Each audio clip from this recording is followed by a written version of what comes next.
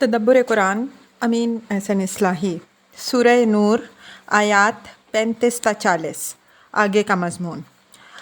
اب آگے وہ آیات آ رہی ہیں جن کی حیثیت اس سورہ کے اندر آفتاب تاباں کی ہے، جس کا پرتو سورہ کے تمام اجزاء پر پڑتا ہے۔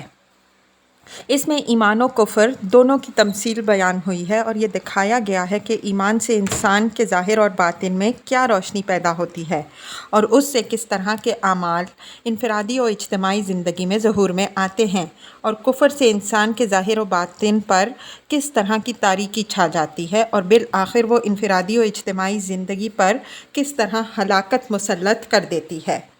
مقصود ان تمثیلوں کے پیش کرنے سے اہل ایمان پر یہ واضح کرنا ہے کہ وہ اپنی زندگی کے ہر گوشہ کو ایمان کی نورانیت سے منور کریں، اور اہل کفر پر یہ واضح کرنا ہے کہ وہ اگر کفر کی ظلمات بعضھا فوق بعض ہی میں پڑے رہنا چاہتے ہیں، ایمان کی روشنی میں نہیں آنا چاہتے، تو اپنے انجام کو اچھی طرح سوچ لیں۔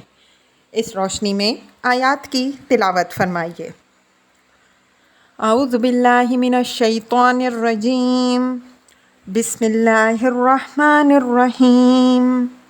اللہ نور السماوات والارض، مثل نورہ کمشکاۃ فیہا مصباح، المصباح فی زجاجۃ الزجاجۃ کأنہا کوکب درری یوقد من شجرۃ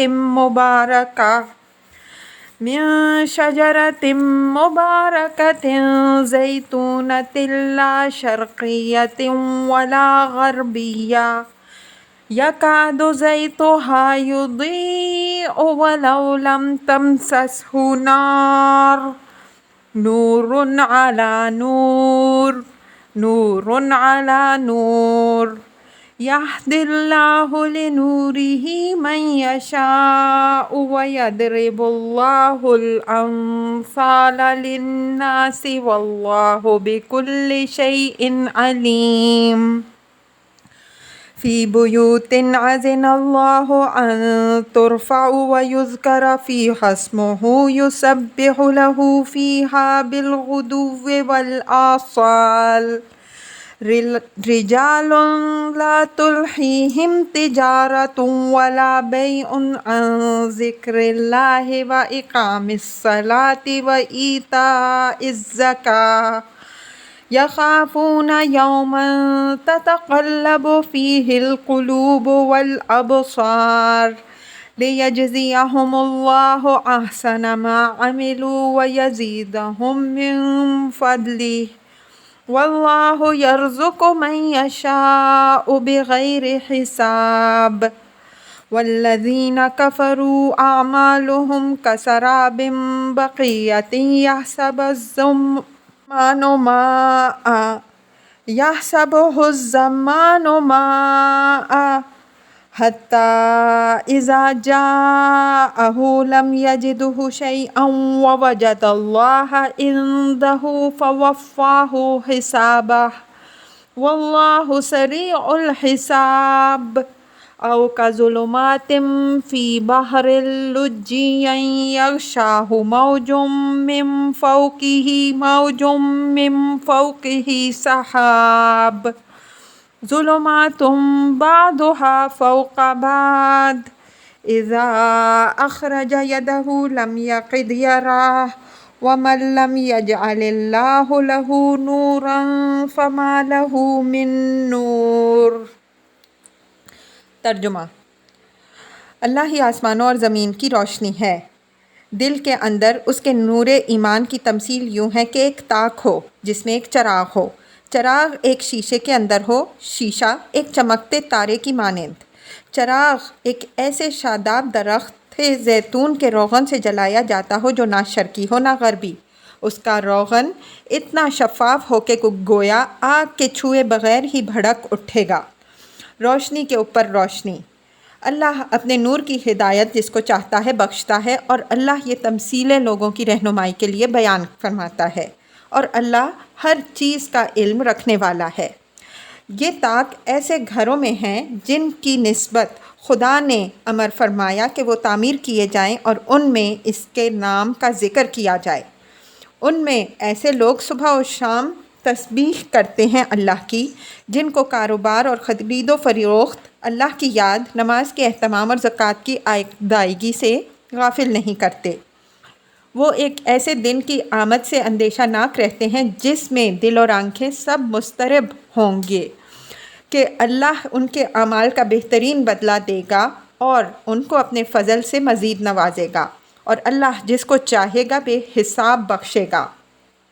اور جن لوگوں نے کفر کیا ان کے اعمال کی تمثیل یہ ہے جیسے چٹیل صحرا میں سراب ہو جس کو پیاسا پانی گمان کرے، یہاں تک کہ جب وہ اس کے پاس آئے گا تو وہاں کچھ نہ پائے گا، البتہ اس کے پاس اللہ کو پائے گا، بس وہ اس کا حساب چکا دے گا اور اللہ جلد حساب چکانے والا ہے۔ یا یوں خیال کرو کہ جیسے ایک گہرے سمندر کے اندر تاریکیاں ہوں، موج کے اوپر موج اٹھ رہی ہو، اوپر سے بادل چھائے ہوئے ہوں، تاریکیوں پر تاریکیاں چھائی ہوئی ہوں، اگر اپنا ہاتھ بھی نکالے تو اس کو بھی نہ دیکھ پائے گا، اور جس کو اللہ روشنی نہ بخشے تو اس کے لیے کوئی روشنی نہیں ہے۔ الفاظ کی تحقیق اور آیات کی وضاحت۔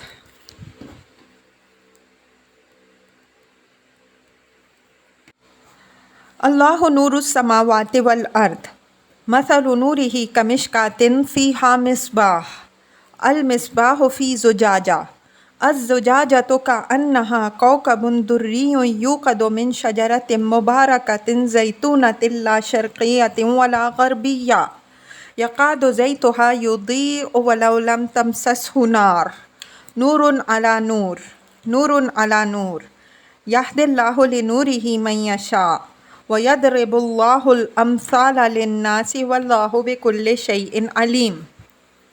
اللہ نور السماوات والارض، یہ آسمان و زمین بلکہ یہ پوری کائنات اس شخص کے لیے ایک عالم ظلمات اور اندھیر نگری ہے جو خدا کو نہیں مانتا، یا مانتا ہے لیکن خدا کی صفات اور اس کے مقتضیات کو نہیں تسلیم کرتا۔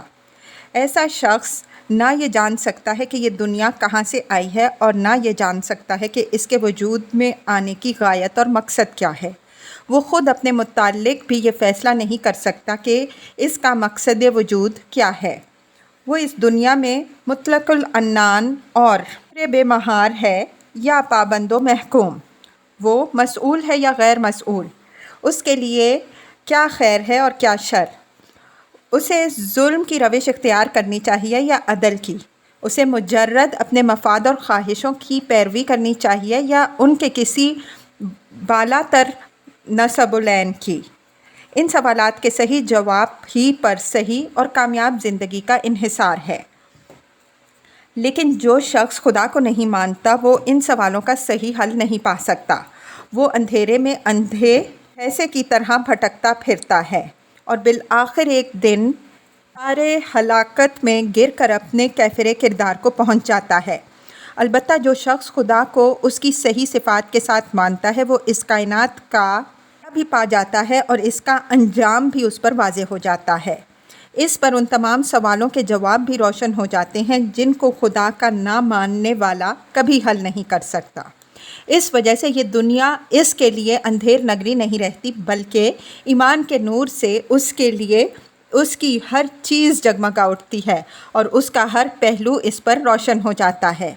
وہ جو قدم بھی اٹھاتا ہے پورے دن کی روشنی میں اٹھاتا ہے، اور جس سمت بھی چلتا ہے خدا کے ایمان کا نور اس کی رہنمائی کرتا ہے۔ یہی حقیقت اس ٹکڑے میں واضح فرمائی گئی ہے کہ اس آسمان و زمین کا نور اللہ ہے، جس کے پاس یہ نور ہے وہ روشنی میں اور صراط مستقیم پر ہے، اور جو اس نور سے محروم ہے وہ ایک عالم ظلمات میں بھٹک رہا ہے اور کوئی دوسرا اس کو روشنی نہیں دے سکتا۔ وَمَن لَّمْ يَجْعَلِ اللَّهُ لَهُ نُورًا فَمَا لَهُ مِن نُور۔ مَثَلُ نُورِهِ كَمِشْكَاةٍ فِيهَا مِصْبَاحٌ الْمِصْبَاحُ فِي زُجَاجَةٍ الزُّجَاجَةُ كَأَنَّهَا كَوْكَبٌ دُرِّيٌّ۔ یہ تمثیل بیان ہو رہی ہے اس بات کی کہ جس دل کے اندر ایمان کی روشنی داخل ہوتی ہے وہ اس کی فطرت کے نور کے اوپر سے ایک اور نور کا اضافہ کر دیتی ہے، جس سے اس کا باطن مطلع انوار بن جاتا ہے۔ فرمایا کہ اس نور ایمان کی مثال قلب کے اندر یوں ہے جیسے ایک طاق ہو جس میں ایک چراغ رکھ دیا گیا ہو۔ چراغ ایک گلوب کے اندر ہو، گلوب کا شیشہ ایک چمکتے ستارے کے مانند چمک رہا ہو۔ مشکات سے مراد آدمی کا دل ہے جس کو چراغ رکھنے کے طاق یا چراغ دان سے تشبیہ دی گئی ہے۔ چراغ کے لیے قاعدہ ہے کہ وہ گھر میں اونچی جگہ پر رکھا جاتا ہے تاکہ روشنی پورے گھر کے اندر پھیلے۔ انسان کے اندر دل ہی وہ جگہ ہے جہاں روشنی ہو تو وہ اس کے سارے ظاہر و باطن میں پھیلتی ہے۔ اس چراغ کی بنسبت فرمایا کہ وہ ایک شیشے کے اندر بند ہے۔ شیشے کے اندر بند ہونے کا فائدہ یہ ہے کہ چراغ کی لو ہوا کے جھونکوں سے منتشر ہونے والی نہیں، بلکہ ایک مرکز پر مرتکز رہتی ہے جس سے اس کی تابانی میں اضافہ ہو جاتا ہے۔ ٹھیک یہی حال ایمان کے فیض سے قلب کا ہوتا ہے، وہ بھی ڈاواں ڈول ہونے سے بالکل محفوظ ہو جاتا ہے، خواہ کیسے ہی حالات ہوں، لیکن وہ ہر حال میں راضی و مطمئن رہتا ہے۔ ایسے ہی دل کو قرآن میں نفس مطمئنہ سے تعبیر فرمایا گیا ہے، اور یہ سب سے بڑی دولت ہے جو انسان کو ایمان کی بدولت حاصل ہوتی ہے۔ اس شیشہ کے متعلق فرمایا کہ وہ ایک چمکتے ستارے کی مانند ہے۔ شیشہ اگر میلا ہو تو وہ نہ صرف یہ کہ روشنی میں کوئی اضافہ نہیں کرتا بلکہ اس کے لیے حجاب بن جاتا ہے۔ فرمایا کہ ایمان کی روشنی ہر قسم کی کثافت سے دل کو پاک اور صاف کر کے آئینے کی طرح اس کو مجلّہ کر دیتی ہے۔ یوقد من شجرۃ مبارکۃ زیتونۃ لا شرقیۃ ولا غربیہ یکاد زیتها یضیء ولو لم تمسسہ نار، نور علی نور۔ مبارکہ یہاں اپنے لغوی مفہوم میں ہے، جس طرح زرخیز و شاداب زمین کو قرآن میں مبارک کہا گیا ہے، اسی طرح یہاں شاداب اور ثمر آور درخت کے لیے لفظ مبارک استعمال ہوا ہے۔ لا شرقیۃ ولا غربیہ، یہ شجرہ مبارکہ کی صفت ہے، یعنی یہ درخت نہ تو باغ کے شرقی جانب ہے نہ غربی جانب کا، بلکہ وسط باغ میں ہے۔ یہ امر ملحوظ رہے کہ باغ کے کناروں کے درخت بالخصوص جو مشرق یا مغرب میں ہوں، ہمیشہ دھوپ اور ہوا کی زد میں ہونے کے سبب سے اتنے اچھے پھل نہیں دیتے جتنے اچھے پھل وسط باغ کے درخت دیتے ہیں۔ اس وجہ سے یہ قید بڑھا کر اس درخت کی غایت درجہ شادابی و ثمرباری کی طرف اشارہ فرما دیا۔ یہ اس چراغ کی مزید صفت بیان فرمائی ہے کہ یہ ایک ایسے شاداب و زرخیز درخت زیتون کے روغن سے جلتا ہے جو نہ باغ کے مشرقی جانب کا ہے نہ مغربی جانب کا، بلکہ وسط باغ کا ہے، اور اس کا روغن اتنا صاف و شفاف ہے کہ معلوم ہوتا ہے کہ آگ کے چھوئے بغیر ہی بھڑک اٹھے گا۔ یہ اشارہ ہے اس بات کی طرف کہ یہ ایمان ان لوگوں کے سینوں کو اپنا نشیمن بناتا ہے جن کی فطرت ہر قسم کے فساد اور بگاڑ سے محفوظ ہو، جن کی فطرت کا روغن غیر فطری ملاوٹوں سے پاک ہوتا ہے، اور جو خود دعوت ایمان کی ذرا سی رگڑ سے بھڑک اٹھتا ہے، اور اس طرح فطرت کے نور کے اوپر ایمان کے نور سے سینہ نور علی نور بن کے رہ جاتا ہے۔ یہدی اللہ لنورہ من یشاء، ہدا یہدی کا صلہ جب لام کے ساتھ آتا ہے تو وہ توفیق بخشی کے مفہوم پر بھی، جیسا کہ سورہ یونس آیت 35 میں ہم واضح کر چکے ہیں، متضمن ہوتا ہے۔ یہ اس سنت الہی کی طرف اشارہ ہے جو ایمان و ہدایت کے معاملے میں اللہ تعالیٰ نے پسند فرمائی ہے، اور جس کی وضاحت اس کتاب میں جگہ جگہ ہو چکی ہے کہ اللہ تعالیٰ اپنے اس نور ایمان سے انہی لوگوں کے دلوں کو منور فرماتا ہے جو اپنی فطرت کے روغن کو محفوظ رکھتے ہیں۔ جو اس روغن کو ضائع کر بیٹھتے ہیں، اس کے اصل مزاج کو اپنے آپ سے بگاڑ لیتے ہیں، ان کے دل و ایمان کی روشنی روشن نہیں ہوتے۔ لا شرقیۃ ولا غربیہ کے الفاظ اسی زیغ و انحراف سے محفوظ ہونے کی طرف اشارہ کر رہے ہیں۔ ان الفاظ میں ایک لطیف تلمیح یہود و نصارہ کی اس نزاع کی طرف بھی ہے جو قبلہ کے تعلق سے ان کے مابین مشرق و مغرب کے باب میں برپا ہوئی، اور جس کے سبب سے وہ اصل نقطۂ وسط سے اتنے دور ہو گئے کہ ہمیشہ کے لیے امت وسط کے شرف سے محروم ہو گئے اور قبول اسلام کی سعادت ان کو حاصل نہ ہو سکی۔ اللہ تعالیٰ اپنے مزید توفیق کے دروازے انہی کے لیے کھولتا ہے جو پہلے سے بخشی ہوئی توفیق کی قدر کرتے ہیں۔ جو اس کی قدر نہیں کرتے ان سے وہ ہدایت بھی واپس لے لی جاتی ہے جو فطرت کے ذریعے سے ان کو بخشی جاتی ہے، جسے سیدنا مسیح علیہ السلام کا ارشاد یوں بیان کرتا ہے کہ جو ایک پیسہ میں چور ہے اس کو 1,00,000 کی امانت نہیں سونپنی چاہیے۔ وَيَضْرِبُ اللَّهُ الْأَمْثَالَ لِلنَّاسِ، للناس سے پہلے مضاف محذوف ہے، یعنی لوگوں کی تعلیم و تذکیر کے لیے اللہ تعالیٰ یہ تمثیلیں بیان فرماتا ہے تاکہ لوگ ان سے ایمان کی قدر و قیمت پہچانیں اور اس کے نور سے اپنے دلوں کو منور کریں۔ تمثیلیں حقائق کو واضح کرنے کا سب سے اعلیٰ اور کارگر ذریعہ ہوتی ہیں۔ اگر لوگ ان سے بھی فائدہ نہ اٹھائیں تو یہ ان کی محرومی ہے۔ واللہ بکل شیء علیم، یہ اس بات کی طرف اشارہ ہے کہ اللہ کی مشیت ہمیشہ اس کے علم و حکمت پر مبنی ہوتی ہے۔ وہ ہر ایک کے ظاہر و باطن سے اچھی طرح واقف ہے، اس وجہ سے ہر ایک کے ساتھ وہی معاملہ کرتا ہے جس کا وہ سزاوار ہوتا ہے۔ فی بیوت اذن اللہ ان ترفع ویذکر فیہا اسمہ یسبح لہ فیہا بالغدو والآصال رجال لا تلہیہم تجارۃ ولا بیع عن ذکر اللہ واقام الصلاۃ وایتاء الزکاۃ یخافون یوما تتقلب فیہ القلوب والابصار لیجزیہم اللہ احسن ما عملوا ویزیدہم من فضلہ واللہ یرزق من یشاء بغیر حساب۔ فی بیوت الی الآیہ، اس کا تعلق میرے نزدیک مشکات سے ہے۔ اس ظرف نے واضح کر دیا کہ اس تمثیل میں بت خانوں اور مے خانوں کی طاق کی مثال پیش نہیں کی گئی بلکہ اللہ تعالیٰ کے عابد کے طاقوں کی مثال پیش کی گئی ہے۔ تمثیل سے ظاہر ہے کہ مشکات سے مراد قلب سلیم یا بالفاظ دیگر قلب مومن ہے۔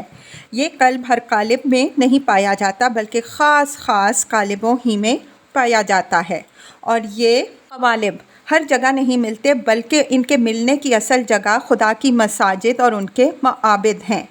زمخشری رحمہ اللہ نے اسی قول کو ترجیح دی ہے۔ ان کے نزدیک اصل تالیف کلام یوں ہے: بیت من بیوت اذن اللہ ان ترفع الی الآیہ، اذن اللہ ان ترفع ویذکر فیہا اسمہ۔ رفع یہاں بنائے اور تعمیر کرنے کے معنی میں ہے۔ مثلاً یرفع ابراہیم القواعد من البیت، البقرہ 127۔ اور یاد کرو جب ابراہیم علیہ السلام بیت اللہ کی بنیادیں تعمیر کر رہے تھے۔ اور ذکر یہاں نماز اور ذکر و دعوت کی تمام ان شکلوں پر حاوی ہے جو اللہ کی یاد اور اس کے دین کی سربلندی کے لیے اختیار کی جائیں۔ اذن اللہ سے اس حقیقت کی طرف اشارہ ہے کہ یہ گھر اللہ کے حکم سے تعمیر ہوئے ہیں کہ ان میں اس کا کلمہ بلند کیا جائے۔ اگرچہ یہاں الفاظ عام ہیں لیکن ان کے اولین مصداق وہ معابد ہیں جو براہ راست اللہ تعالیٰ کے حکم سے قائم ہوئے۔ مثلاً بیت اللہ جس کی تعمیر کا حکم اللہ تعالیٰ نے حضرات ابراہیم و اسماعیل علیہم السلام کو دیا، یا بیت مقدس جس کی تعمیر حضرت سلیمان علیہ السلام نے اللہ تعالیٰ کے اذن سے فرمائی۔ پھر وہ معابد بھی انہی کے حکم میں داخل ہوں گے جو ان کی شاخوں کی حیثیت سے تعمیر ہوئے۔ رہے وہ معابد جو مشرکوں نے اذن الہی کے بالکل خلاف اپنے اصنام و اوثان کی پرستش کے لیے قائم کیے، وہ اس حکم سے خارج ہیں۔ ان کی حیثیت نجاست خانوں کی ہے، ان کے طاق اس تمثیل میں مراد نہیں ہیں۔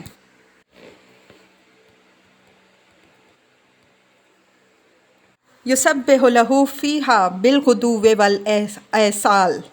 والآصال رجال لا تلہیہم تجارۃ ولا بیع عن ذکر اللہ واقام الصلاۃ وایتاء الزکاۃ یخافون یوما تتقلب فیہ القلوب والابصار۔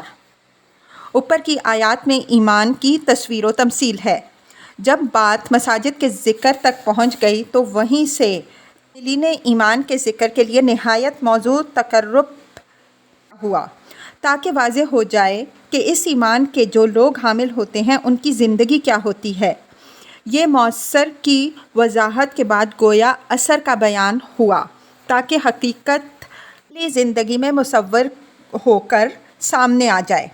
فرمایا کہ جن مساجد و معابد کے طاقوں کی یہاں مثال پیش کی گئی ہے ان میں صبح و شام اللہ کے ایسے بندے اس کی تسبیح کرتے ہیں جن کو تجارت اور بیع اللہ کی یاد، نماز کے اہتمام اور زکوٰۃ سے غافل نہیں کرتے، اس لیے کہ وہ ایک ایسے دن کی آمد سے ہر وقت اندیشہ ناک رہتے ہیں جس میں دل اور آنکھوں سب پر حالت اضطراب طاری ہوگی۔ غدو والآصال عربی میں اس مفہوم میں بولے جاتے ہیں جس مفہوم میں ہم اپنی زبان میں صبح و شام کے لفظ بولتے ہیں۔ لفظ رجال سے ان لوگوں کی غایت درجہ تعریف واضح ہو رہی ہے، یعنی یہ وہ مردان خدا ہیں کہ انہیں اس دنیا کی کوئی چیز بھی خدا سے غافل نہیں کرتی، انہیں ہر چیز سے زیادہ خدا کی رضا مطلوب ہے۔ تجارت اور بیع میں سے پہلا لفظ تو عام تجارتی کاروبار کے مفہوم میں ہے اور بیع بیچنے کے معنی میں مشہور ہے۔ یہ عام کے بعد خاص کا ذکر ہے۔ اگر کسی چیز کے بیچنے کا موقع ہو تو تاجر اس موقع کو ضائع نہیں کرنا چاہتا، لیکن یہ اللہ کے بندے ایسے ہیں کہ تجارت تو درکنار، اس طرح کے مواقع طمع بھی ان کو خدا سے غافل نہیں کرتے، اور مومن کی اصل شان یہی ہے کہ وہ تجارت اور بیع و شراء سب کچھ کرے لیکن خدا کی یاد اور اس کے فرائض کی بجا آوری سے غافل نہ ہو۔ نماز اور زکوٰۃ کا ذکر دین کے دو بنیادی فرائض کی حیثیت سے آیا ہے، انہی کے تحت در حقیقت پورا دین ہے۔ اس کی وضاحت ہم دوسرے مقام میں کر چکے ہیں۔ تتقلب فیہ القلوب والابصار کی ہولناکی کی تصویر ہے، یعنی اس دن ان لوگوں کو کسی طرح چین نہیں آئے گا جنہوں نے زندگی اس دن سے غفلت میں گزاری، ان کے دل اڑے جا رہے ہوں گے اور ان کی یہ بدحواسی ان کی نگاہوں سے ظاہر ہوگی۔ لِيَجْزِيَهُمُ اللَّهُ أَحْسَنَ مَا عَمِلُوا وَيَزِيدَهُم مِّن فَضْلِهِ وَاللَّهُ يَرْزُقُ مَن يَشَاءُ بِغَيْرِ حساب۔ یہ لام علت نہیں ہے بلکہ یہ وہ لام ہے جو کسی فعل کے انجام، نتیجہ اور ثمرہ کے بیان کے لیے آتا ہے۔ مثلاً فَالْتَقَطَهُ آلُ فِرْعَوْنَ لِيَكُونَ لَهُمْ عَدُوًّا وَحُزْنًا، قصص 8۔ اور فرعون کے گھر والوں نے اس کو اٹھا لیا کہ وہ ان کے لیے دشمن اور غم بنے۔ آیت کا مطلب یہ ہے کہ وہ جو کچھ آخرت کے اندیشے سے اس دنیا میں اللہ کی رضا جوئی کے لیے کر رہے ہیں اس کا صلہ ان کو ان کے اعمال سے کہیں بہتر ملے گا، اور پھر مزید برآں اللہ ان کو اپنے فضل سے نوازے گا، اور اللہ جن کو اپنے فضل سے نوازتا ہے ان کو بے حساب بخشتا ہے۔ بے حساب یعنی جس کا ان کو تھوڑا بھی گمان نہیں ہوگا۔ وَالَّذِينَ كَفَرُوا أَعْمَالَهُمْ كَسِرَابٍ بَقِيعَةٍ يَحْسَبُهُ الظَّمْآنُ مَاءً حَتَّى إِذَا جَاءَهُ لَمْ يَجِدْهُ شَيْئًا وَوَجَدَ اللَّهَ عِندَهُ فَوَفَّاهُ حِسَابَهُ وَاللَّهُ سَرِيعُ الْحِسَابِ۔ ایمان اور حاملین ایمان کے ایمان و عمل کی تمثیل بیان کرنے کے بعد یہ کفر اور اہل کفر کے ظاہر و باطن کی تمثیل بیان ہو رہی ہے کہ ادھر جس درجے کی روشنی ہوتی ہے ادھر اسی درجے کی تاریکی ہوتی ہے۔ اہل ایمان کی تمثیل میں پہلے مؤثر یعنی ایمان کو نمایاں فرمایا تھا، اس کے بعد اثر یعنی عمل کو، اور اہل کفر کی تمثیل میں پہلے اثر کو نمایاں فرمایا ہے، اس کے بعد مؤثر کو۔ اس کی وجہ یہ ہے کہ ایمان ایک گہری حقیقت ہے جس کی جڑیں انسانی فطرت کے اعماق کے اندر تری ہوئی ہیں، اور در حقیقت اسی کے بابرکت اثرات و ثمرات ہوتے ہیں جو زندگی کے اعمال و اخلاق میں نمایاں ہوتے ہیں۔ اس کے برعکس کفر گھوڑے پر اگے ہوئے ایک درخت کے مانند ہوتا ہے جس کے زہریلے پھل تو اعمال کو صورت میں سامنے ہوتے ہیں لیکن فطرت کے اندر اس کی کوئی جڑ نہیں ہوتی جس کو نمایاں کرنے کی ضرورت ہو۔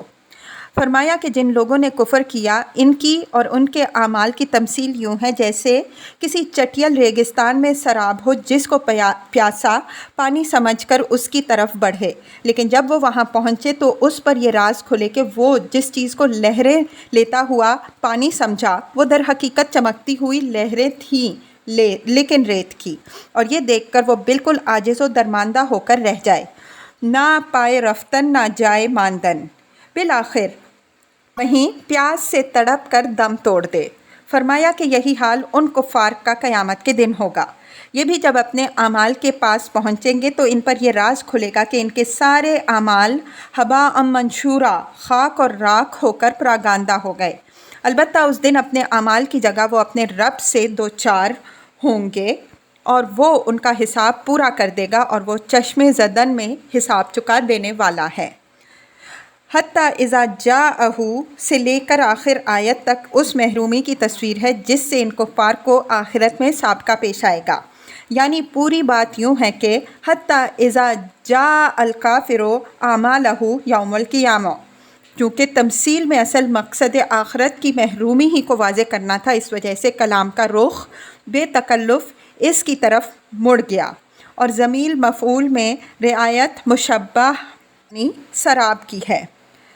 لفظ فار یا الذین کفروا کہیں قرآن میں صرف منکرین خدا کے لیے استعمال نہیں ہوا۔ قرآن کے مخاطبوں میں کوئی دار بھی منکر خدا نہیں تھا، بلکہ سب مشرک تھے۔ انہیں مشرکوں کو قرآن نے کہیں کفار کہا ہے اور کہیں مشرکین۔ اس سے واضح فرمایا کہ شرک در حقیقت کفر ہی ہے۔ دین میں خدا کا صرف مان لینا ہی مطلوب نہیں، بلکہ اس کی تمام صفات اور ان صفات کے تمام تقاضوں کے ساتھ ماننا مطلوب ہے۔ جو شخص خدا کو اس کی صفات اور اس کے مقتضیات کے ساتھ نہیں مانتا، اس کے سارے اعمال قیامت کے دن بالکل بے وزن ہو کے رہ جائیں گے، خواہ اس نے وہ نیکی ہی سمجھ کے انجام دیے ہوں۔ واللہ سریع الحساب کی وضاحت ہم دوسرے مقام میں کر چکے ہیں۔ یہ در حقیقت اس مغالطہ کو رفع کرنے کے لیے فرمایا کہ جس میں احمق لوگ مبتلا ہوتے ہیں۔ آخرت اور حساب کتاب اگر ہے بھی تو یہ اتنی دور کی بات ہے کہ اس کے لیے ابھی سے فکر مند ہونے کی ضرورت نہیں۔ وہ سمجھتے ہیں کہ اتنی بڑی دنیا اور اتنے بے شمار اشخاص و افراد کے تمام اعمال و اقوال کا حساب کتاب کون کر سکتا ہے؟ فرمایا کہ جن لوگوں نے اس قسم کے اوہام میں پڑھ کر ساری زندگی بطالت اور بدمستی میں گزار دی، وہ آخرت میں دیکھیں گے کہ سارا حساب کتاب پلک جھپکتے میں کیسے سامنے آ جاتا ہے۔ او کظلمات فی بحر لجی یغشاہ موج من فوقہ موج من فوقہ سحاب ظلمات بعضها فوق بعض اذا اخرج یدہ لم یکد یراہ ومن لم یجعل اللہ لہ نورا فما لہ من نور۔ بحر اللجی گہرے سمندر کو کہتے ہیں۔ لج سمندر کا وہ حصہ ہے جہاں پانی سب سے زیادہ گہرا ہو۔ اوپر والی آیت میں اہل کفر کے اعمال کی مثال تھی، اب یہ ان کی ذہنی تاریکی کی تمثیل ہے کہ وہ خدا کو نہ ماننے یا صحیح طور پر نہ ماننے کے سبب سے ایک گھٹا ٹوپ اندھیرے کے اندر زندگی گزارتے ہیں۔ اس اندھیرے کی مثال یہ ہے کہ گہرا سمندر ہو، رات اندھیری ہو، موج کے اوپر موج اٹھ رہی ہو اور اوپر سے بادل چھائے ہوئے ہوں، اور یہ ان تہ بتہ تاریکیوں کے اندر گھرے ہوئے ہوں۔ حال یہ ہو کہ اگر ہاتھ بھی نکالیں تو وہ بھی سجھائی نہ دیتا ہو۔ فرمایا کہ روشنی تو خدا کے ایمان سے حاصل ہوتی ہے، جس کو اس کی بدمستی کے سبب سے خدا نے ایمان کی توفیق ہی نہیں بخشی، اس کو کہیں سے بھی روشنی حاصل نہیں ہو سکتی۔ وہ جب تک ایمان کی شاہراہ پر نہیں آئے گا اسی طرح تاریکیوں میں بھٹکتا رہے گا، اور دن پر دن اس کی تاریکیوں میں اضافہ ہوتا چلا جائے گا۔